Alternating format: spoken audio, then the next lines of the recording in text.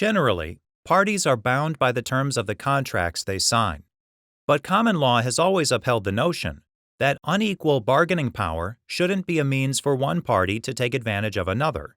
In Lhotka versus Geographic Expeditions Incorporated, the court examined whether the one-sided terms of a contract for a Mount Kilimanjaro expedition were enforceable.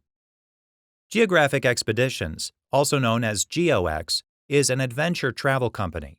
Jason Lhotka and his mother, Sandra Menefee, purchased an expedition for a guided climb up Mount Kilimanjaro from GeoEx. Lhotka and Menefee signed GeoEx's form for limitation of liability and release, which was required to participate in the expedition.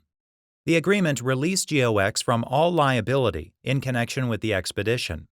It also required any potential disputes to be mediated and arbitrated in San Francisco.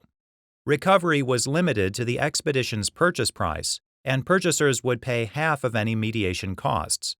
Purchasers would be responsible for GeoEx's legal fees if they filed any legal claims against GeoEx.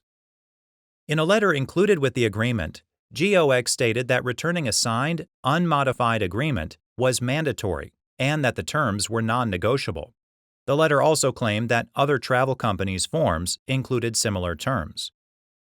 While Sandra and Jason were on the Mount Kilimanjaro expedition, Jason died from an altitude-related illness. Sandra and Jason's wife, Elena Lhotka, sued GeoEx for wrongful death.